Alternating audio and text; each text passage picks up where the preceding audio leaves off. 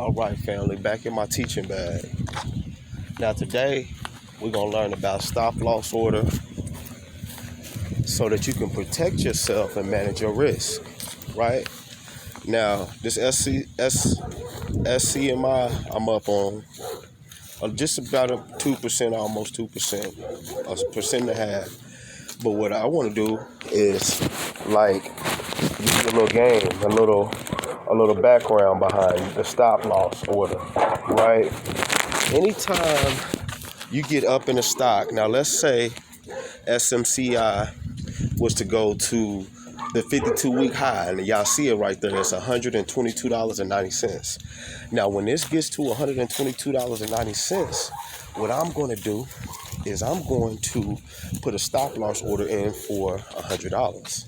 Because if it pulls back to $100, I want out, because potentially I have a chance to buy more, higher at a lower price, and I give myself an opportunity to bank those gains. You see what I'm saying? So that I don't lose and give back a lot of that profit.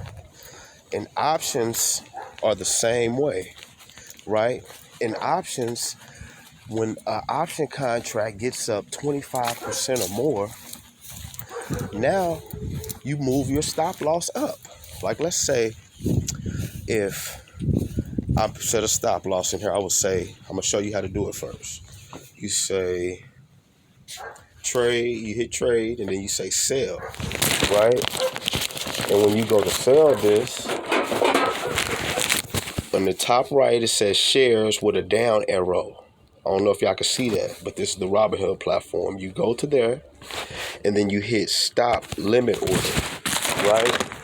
And then if you can see, it says a set of fixed stop price below the current price of SMCI. A limit sale is triggered when SMCI falls to the stop price or lower, right? So understand that from this diagram, you're going to have a stop price that you're going to set right there below the stock price.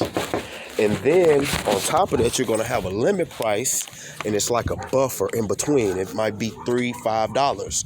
So I might set it at $43, and then my limit price would be $40. Y'all get it? Now let me show y'all. Let me show you. Just watch this video again and again if you have to understand, right? So SMCI at 47, 53, 54. If this falls to $44, I want out. This is what I'm telling it by putting this stop price, right? And then on the limit price, I would say $40. Now, anywhere in between that $44 and that $40, continue. And I'll say till January 7th. All these dogs barking out here. I'm sorry, y'all. But I got to get it to y'all however I can. And then I would say number of shares, I would say 8, right? So if this falls to $44, in between $44 and $40, it's going to trigger a stop order, right? Because if that goes below that amount, I don't want to lose any money below that price. I don't want to let it fall down under that price, right? Same difference if SMCI was to jump way up to $50. Now I would just move my stop loss up to, if it falls back to $47 and then $42. Then I would place my stop loss. I would go back in and I would move my stop loss up, right? This is when I'm trading options, right? So if I'm trading options and the stock goes up, let's say it goes up 50%, right?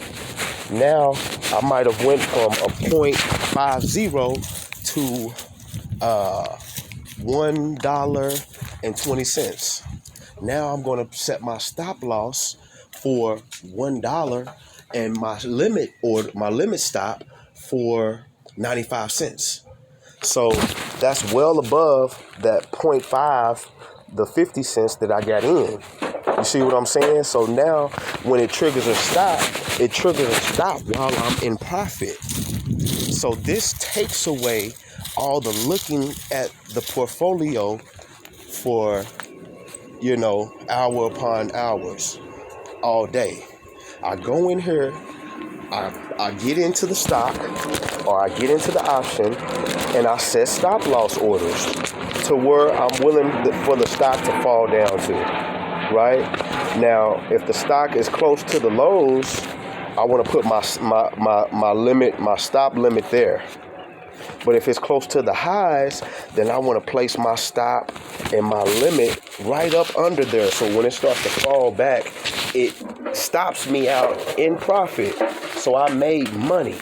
And then I go take that money and I just rinse and repeat. I find another stock, another option, and I do the same thing over and over and over again, understanding that I'm getting in calls at support. And then I play those calls to resistance. And then I take profits at resistance. Depending on how many contracts I have. Like, let's say you had 10 contracts. What would happen is that you would get in and you would take 5 contracts at 100%. And then on those other 5 contracts, you can place a stop loss order or you can just let them go. Just let them ride because it's house money anyway. That's money that you made. Because when the stock reaches 100% in profit, when you're playing options, that means you made your money back. So now the other half of that money is money that you can just let go. Or you can place a stop loss on that. And if it pulls back, start to, cool off, then you can take profits on that money as well. And then you can take that money and rinse and repeat. Y'all understand? I hope y'all getting this, man. I'm going to have plenty of videos. Ask all the questions you need, right? I'm here, y'all. I love y'all. Peace.